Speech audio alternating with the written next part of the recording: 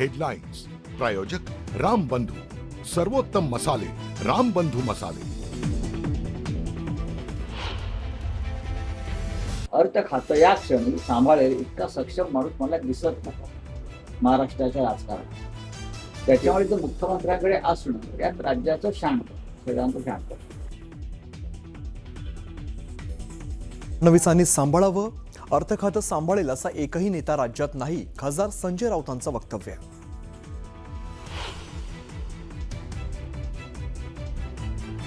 अर्थ खात्याचा निर्णय मुख्यमंत्री आणि सुनेत्रा वहिनी घेतील तर खातेवाटप संजय राऊत ठरवणार का? छगन भुजबळांचा संजय राऊतांना मिश्किल टोला।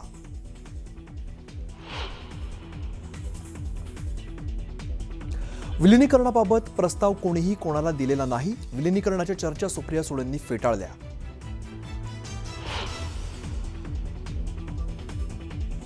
दादरच्या सोसायटीतील पांढऱ्या पट्ट्यांवरून वाद पेटला, मनसेच्या अल्टिमेटम नंतर पांढऱ्या पट्ट्यांवर पालिकेने मारला काळा रंग।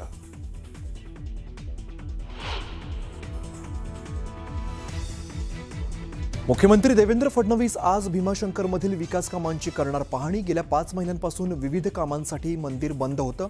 येत्या 15 जूनपासून मर्यादित वेळेसाठी मंदिर भाविकांसाठी होणार खुलं।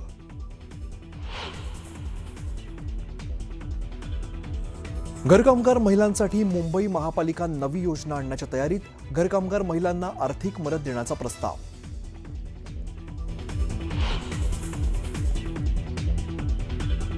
पवार कुटुंबियांनी महाराष्ट्रातील शेतकऱ्यांना देशोधडीला लावलं, तर एखाद्या शेतकऱ्याचा मुलगा उपोषणाला बसला असता तर गेलो असतो, लक्ष्मण हाकेंची रोहित पवारांच्या आंदोलनावरती खोचक टीका।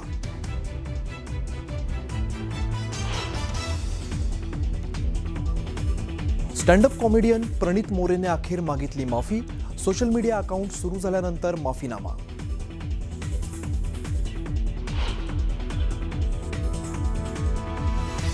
भारतीय हवाई दलाचं विमान कोसळलं, आसामच्या जोरहाटमध्ये AN-32 नावाचं विमान दुर्घटनाग्रस्त।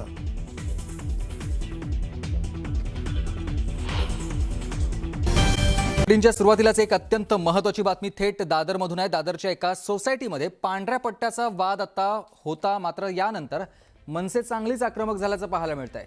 मनसेच्या इशाऱ्यानंतर तातडीनं पालिकेचे कर्मचारी या ठिकाणी दाखल झालेले आहेत आणि पालिका कर्मचाऱ्यांना तातडीनं पांढऱ्या पट्ट्यांवर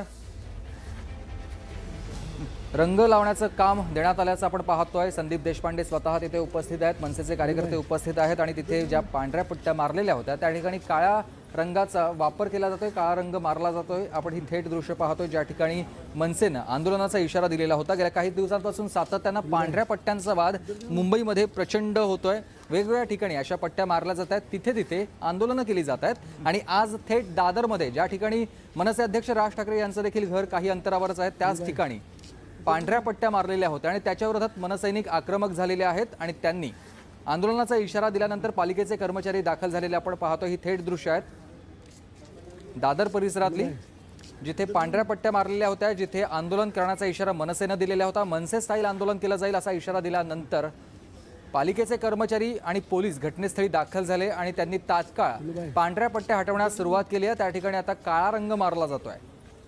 दादरच्या सोसायटीमध्ये पांढऱ्या पट्ट्यांवरून वाद पेटलेला आपण पाहतोय।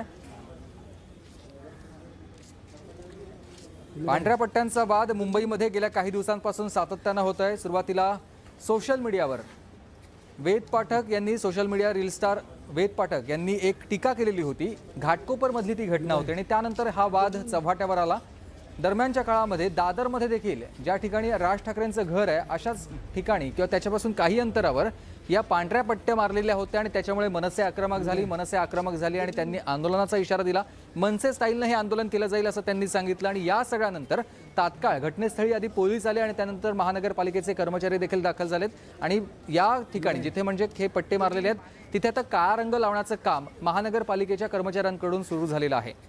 त्यामुळे पांढऱ्या पट्ट्यांवरून पुन्हा एकदा थेट दादरमध्ये आता वाद सुरू झालेला आपण पाहतोय।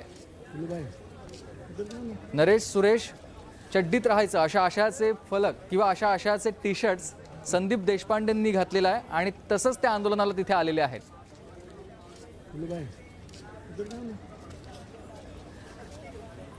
मनसेनं आधी आंदोलनाचा इशारा दिला आणि त्यानंतर मग पालिकेनं तात्काळ दखल घेत हे पांढरे पट्टे हटवण्यास सुरुवात केली आहे, तसं कामाला सुरुवात झाली आहे। प्रणालीजी, माझा आवाज तुमच्यापर्यंत येतोय?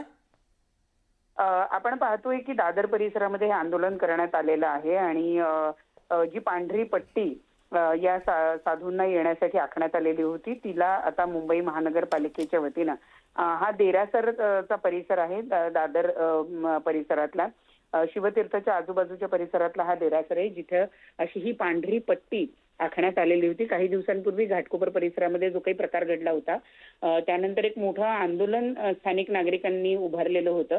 त्या पार्श्वभूमीवर आता इथं मनसेनं सुद्धा आंदोलन केलं आणि जी पांढरी पट्टी या जैन मुनींना, जैन साधूंना येण्यासाठी आखण्यात आलेली होती, तिला आता मुंबई महानगरपालिकेच्या कर्मचाऱ्यांच्या मदतीनं या ठिकाणी काळा रंग फासण्यात आल्याचं दिसून येत आहे. पावसाळ्यामध्ये हे जे जैन मुनी आहे ये जा करत असतील, तर जर तिथे शेवाळ असेल तर त्या शेवाळामध्ये लाखो जीवजंतू असतात, ते मारले जाण्याची शक्यता असते आणि म्हणून जैन मुनी ज्या ठिकाणी येतात त्या ठिकाणी पांढरी पट्टी आखली तर त्यावर शेवाळ येत नाही आणि शेवाळ न आल्यामुळे त्यांच्याकडनं जीवहत्या होत नाही, अशा पद्धतीचा एक तर्क जो आहे तो जैन लोकांकडनं दिला जातो आणि म्हणून ही पांढरी पट्टी आखली जाते.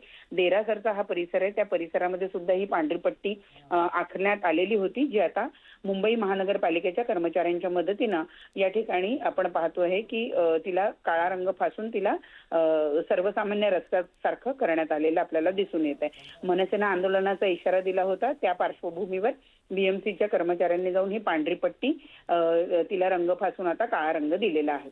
खरं तर मनसेनं आज आंदोलनाचा इशारा दिलाय. ही दादरमधली घटना आहे, पण या अशाच घटना मुंबईतल्या वेगवेगळ्या भागात घडत आहेत आणि सातत्यानं त्याच्या विरोधात आवाज उठवला जातोय.